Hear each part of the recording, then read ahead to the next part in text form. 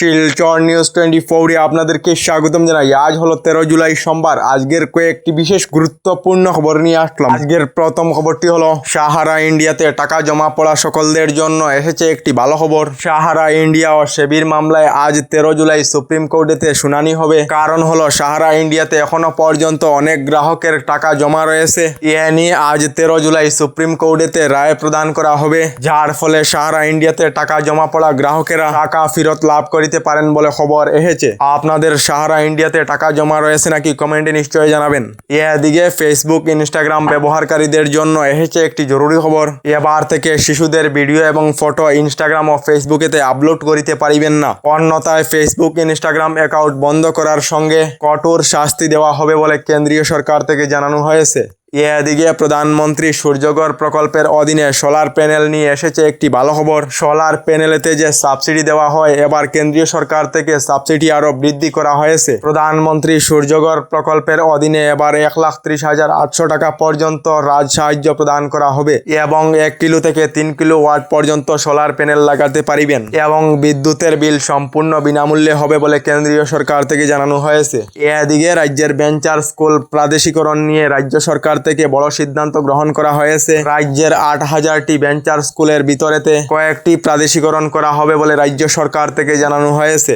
এদিকে গড়েতে 5 বছরের কম বয়সী শিশু থাকা সকলদের জন্য এসেছে একটি জরুরি খবর। বয়স 3 মাস থেকে 5 বছরের শিশুদের জন্য আধার পঞ্জীয়ন সম্পূর্ণ বিনামূল্যে করিতে পারিবেন। যে সকল শিশুদের এখনো পর্যন্ত আধার পঞ্জীয়ন করেননি, শীঘ্রই আধার পঞ্জীয়ন করার জন্য জানানো হয়েছে। এদিকে শিলচর স্পা কাণ্ডে মূল 2 অভিযুক্ত গ্রেফতার। পলাতক রূপালী দাস ও রোহিত দেবনাথ শিলচর পুলিশের জালে লাভলি ও লোটাস পার মালিক আজ আদালতে তোলা হবে বলে খবর এসেছে। এদিকে রেল যাত্রীদের জন্য এসেছে একটি ভালো খবর। আইআরটিসির তরফ থেকে আগামী 15 জুলাইতে রেলের টিকিট বুকিং এর নতুন পোর্টাল আরম্ভ করা হবে এবং পোর্টালেতে এআই যুক্ত করা হবে, যার ফলে রেলের টিকিট সহজে বুকিং এবং এআই এর মাধ্যমে জানতে পারবেন রেলের টিকিট রিজার্ভেশন হবে না বলে খবর এসেছে।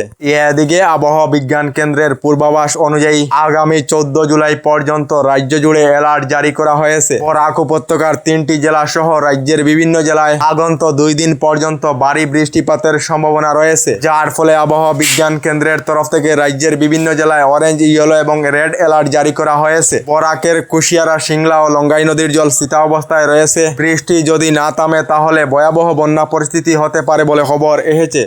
এদিকে ছাত্রছাত্রীদের জন্য মুখ্যমন্ত্রী নিযুত ময়না প্রকল্পের আবেদন প্রক্রিয়া আগামী আগস্ট মাস থেকে শুরু হবে। 2026 এবং 27 বর্ষের আর্থিক সাহায্য ছাত্রছাত্রীদেরকে অক্টোবর মাস থেকে প্রদান করা হবে বলে বাজেটেতে ঘোষণা করা হয়েছে। এদিকে অরুণোদয় প্রকল্পের হিতাধিকারী সকলদের জন্য এসেছে একটি ভালো খবর। অরুণোদয় প্রকল্পের যোগ্য হিতাধিকারীরা আগামী আগস্ট মাস থেকে অরুণোদয় প্রকল্পের টাকা আগের মতোই প্রতি মাসেতে লাভ করবেন বলে অসম সরকারের বাজেটেতে ঘোষণা করা হয়েছে।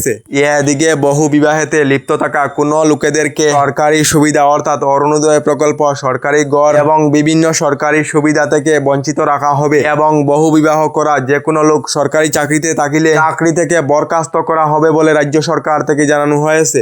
এদিকে ভিয়েতনামেতে নৌকা ডুবে ভারতীয় প্রায় 15 জন পর্যটকের মৃত্যু হয়েছে। ভিয়েতনামের ফুফুকুক দ্বীপের কাছে জড়ো হওয়ায় উল্টে যাওয়া যাত্রীবাহী নৌকা, এই দুর্ঘটনায় 15 জন ভারতীয় পর্যটকের মৃত্যু হয়েছে বলে খবর এসেছে। এই দুর্ঘটনার খবর ভিয়েতনামের ভারতীয় দূতাবাস জানিয়েছে বলে খবর এসেছে।